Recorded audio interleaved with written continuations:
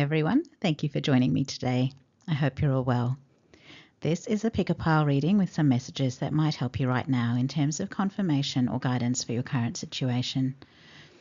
As this is a general reading, please take the messages that resonate and disregard anything that doesn't feel right to you. It is a timeless reading, so I hope it finds you exactly when it's meant to.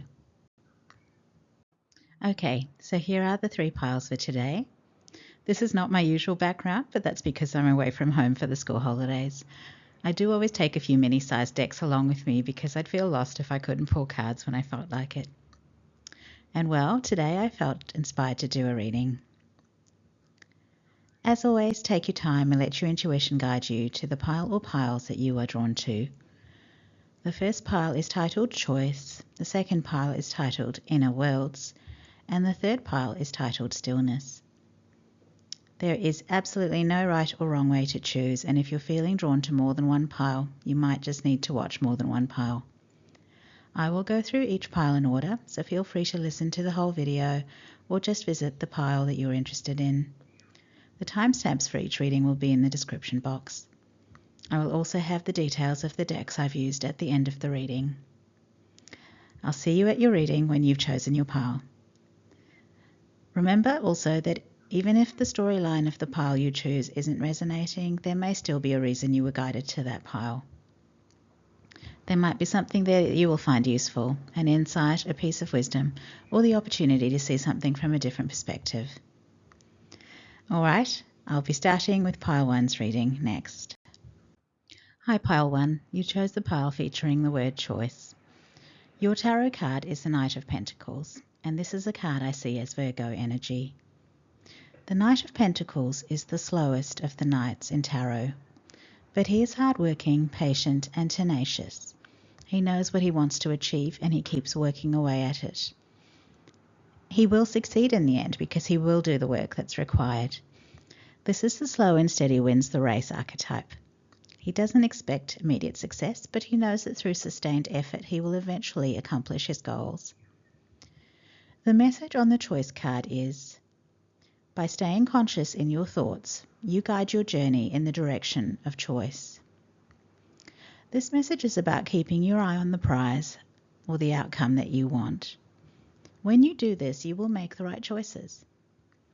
I'm thinking of Stephen Covey's 7 Habits because one of them is begin with the end in mind. And that's exactly it. Don't abandon your vision of what you want the future to be. Always keep it at the forefront of your mind and keep working on the things that will bring you closer to achieving it. I know Stephen Covey also talks about the importance of a mission statement, and I think he talked about having that mission statement in a place where you will see it regularly. I guess a vision board might be another way to do this as well. It's so you've got a constant reminder of what you're working towards. The next message card is Jasmine, and it reads, success will be found if you hold on to hope. So if you chose this pile, you obviously have a dream and you're being urged to keep working away at it. Don't lose sight of your vision and don't lose hope. Even if success takes a while to come, don't give up, ever. I think if it is something you love, focus on the love you feel for it. Keep doing it out of love. Keep giving it your best because you love it, and keep enjoying the pleasure it gives you to do it. I personally think success is actually a divine blessing, and so to my mind it comes when it's the right time. It comes in divine timing. Not seeing success doesn't mean that what you're doing is inadequate or wrong. When you think about it, Vincent van Gogh lived and died not knowing that he would become one of the most famous painters in history. He simply painted because it mattered to him, not because of success. I hope that unlike Van Gogh, your success is something you will get to experience and enjoy. But I guess my point is that Van Gogh's art is timeless and captivating because of the fact that he always gave it his best. And that was because he loved what he was doing and it mattered to him. So that's it, pile 1. Don't you dare give up. And that is the end of this reading. If you enjoyed it or found it helpful, please give the video a like or make a comment in the comment section. Next up is pile 2's reading. Pile 2, you chose the pile marked Inner Worlds. And wow, you actually got the World card as well. The World card in Tarot is a card of completion. It is the last card in the major arcana, which is the Fool's journey. When the Fool has made it to this point, he's not the Fool anymore. He's experienced and worldly. He's mature. This card shows the 4 fixed signs on it: Taurus, Leo, Scorpio, and Aquarius. These signs relate to the kings of the tarot suits, so they are the most mature energy in every element. And so the World card represents someone who is very mature and very balanced in their energies. This card is ruled by Saturn, which is the planetary ruler of Capricorn and the 10th house in astrology. It's also the ancient ruler of Aquarius and the 11th house. These are both houses that relate to progress and our place in the world. The 10th house is about our career or vocation, what the world sees us as. And the 11th house is about technology, communities, social, environmental, or humanitarian concerns. This is an aside, but I always think it would be great if more people could integrate both of those houses so that the work they do is of clear benefit to others in the world, or to the world itself. Is that something that could be said of what you do? If not, is there some way you could change things so that what you do is as good for others as it is for you? I'm not sure that's related to the reading, but it came to me as I was writing this, so I guess it is meant to be here. Anyway, the Inner Worlds card reads, your external world is a reflection of your inner world. This message is essentially the same as within, so without. What this means is that if we are wanting to change our external reality, we have to start with our own thoughts and our own energy. If we want peace in our external life, we have to get ourselves into a state of peace. If we want happiness in our external life, we have to become a happy, content person. If we want love and acceptance from others, we have to love and accept ourselves. If we want respect from others, we have to respect ourselves.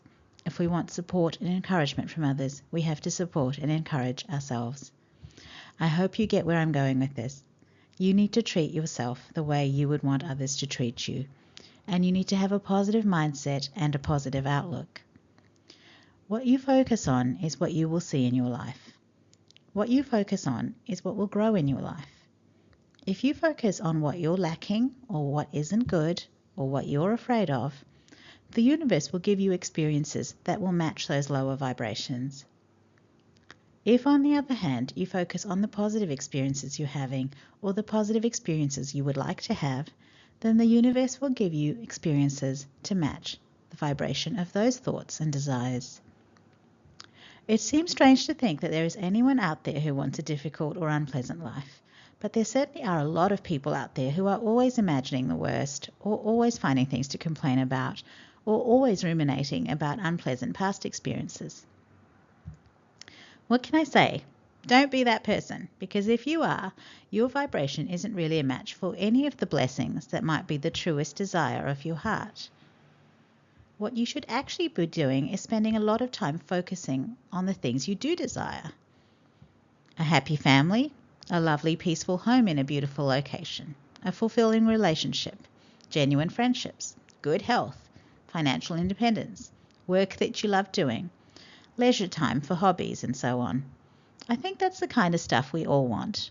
So instead of focusing on bad things, we'd all be much better off using that mental energy to dream of good things happening in our lives. The last message is the Asta card, which reads, the past is over. Let your true self step forward. I feel in this reading that this is a message to release any negativity that relates to the past. If we're only seeing life as something that brings hurt and disappointment because of our past experiences, then that baggage is weighing us down vibrationally. If we're constantly thinking about the people who have hurt us or let us down, similarly, our focus is on the negative. We have to choose to reject these attitudes and thoughts and focus instead on the wonderful people we have dealt with and the ways in which they've loved us, helped us, supported us, and encouraged us. This message talks about letting our true self emerge. I think this is the purest version of ourselves, who we were before we experienced the painful experiences that left us wounded.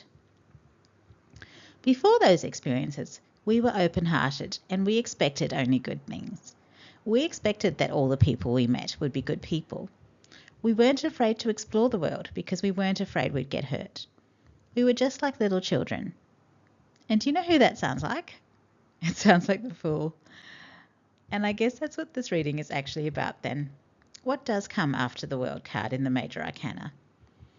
I guess it's back to the beginning, as the Fool.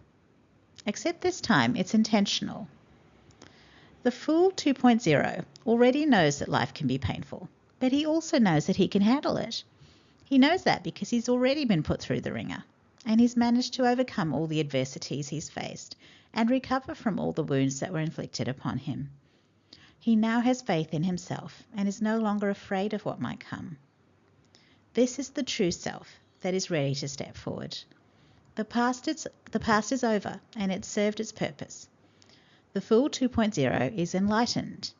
He now understands his own divinity, and he understands that he can use the manifesting power of his own intentions to create the life he truly wants. And if any challenges arise, he knows he can handle them. Wow, what a cool reading. If this is your reading, I hope the future is everything you've wished for and more. And that's it for this reading. Now, if you enjoyed it or found it helpful, I hope you'll give the video a like or make a comment in the comment section. Next up, we'll have the Pile 3 reading. Hi Pile 3, you chose the pile with the keyword Stillness. Your tarot card is the Page of Wands. This is Sagittarian energy, and this page is someone who has a great desire to learn and grow as a person. He is inspired by anything that will allow him to become wiser and more knowledgeable, and he's someone who wishes to experience all that life has to offer. Sagittarius relates to the 9th house, and it's ruled by Jupiter. With the keyword Stillness, I'm feeling, however, that something has brought this person to a standstill. Their natural energy is to flow, to go with the flow, but things aren't flowing right now. The message on the Stillness card is, reflect on this moment with love, kindness, and compassion. I feel there is a reason why this person has reached a standstill, and it might be that they're at a crossroads in their life, and there's an important choice that they're making about their future. It's not an easy choice, and they're being asked to reflect, but they're actually being asked to reflect with love, kindness, and compassion. And I think that this is about love, kindness, and compassion for self. This situation that they find themselves in is a situation they have created, but I feel it relates to something they created unconsciously. Perhaps their past choices were unconscious. They didn't make good choices, but they're being told not to blame themselves for that. Love, kindness, and compassion for your former self means that you understand why you made the choices you made, and you forgive yourself for it. There is no blame, no anger, and no loathing. There is only love and understanding. The other oracle card here is Lilac, and the message on this card is, the future is sometimes lost in the wanderings of yesterday. This person is at a crossroads now because they are still standing in the life they chose as the person they used to be. And now they're having to choose to create the life they want for themselves in the future. The person they are now has to choose the future they want. And it's going to be a different life to the one they chose before, because who they are now is different to who they were before. This standstill energy is still okay though. It's okay that they pause and reflect on the past, and it's okay that they carefully consider the future they want to create. I don't think I've really done this before in a reading, but if you are this person, I'm thinking that you might actually benefit from checking out the readings from the other two piles. I say that because both of those piles do relate to people who are moving forward with creating their future. Pile 1 was about focusing on the future you want and being conscious with your choices so that you are always moving in the right direction.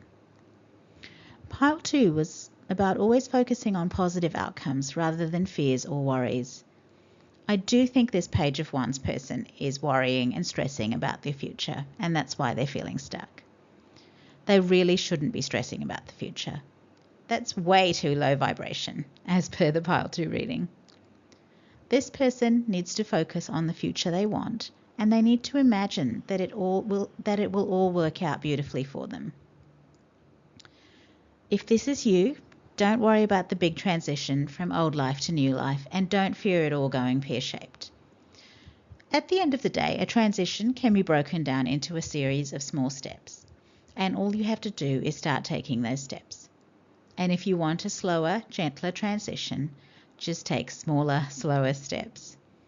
When you do that, you can adjust to the changes that you're making, and everyone else around you can also adjust to the changes that you're making. Pile 1 had the Knight of Pentacles, and the word slow and steady wins the race came up in that reading in relation to that archetype. The future you're dreaming of can also be created through slow and steady progress. And anything that isn't meant to travel with you into that future that you're creating, well, those things will inevitably fall away. Just keep taking steps in the right direction. Everything will be all right, and keep believing that it's all going to work out beautifully. And that concludes this reading. If you enjoyed it or found it helpful, please give the video a like or make a comment in the comment section. Alright, for those who are interested, these are the decks I used for this reading. These are all small-sized decks, which is why I tend to take them with me when I'm traveling.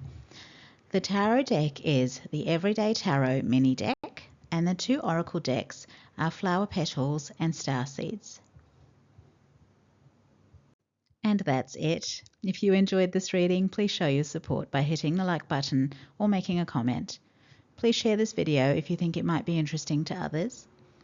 If you would like to see more of my work, you can be notified of future uploads if you subscribe to the channel. And if you would like to support me on Facebook, I've just shown a little image of my Facebook blog page on the right-hand side of this slide. Thank you for joining me today, and I hope to see you all again in a future video.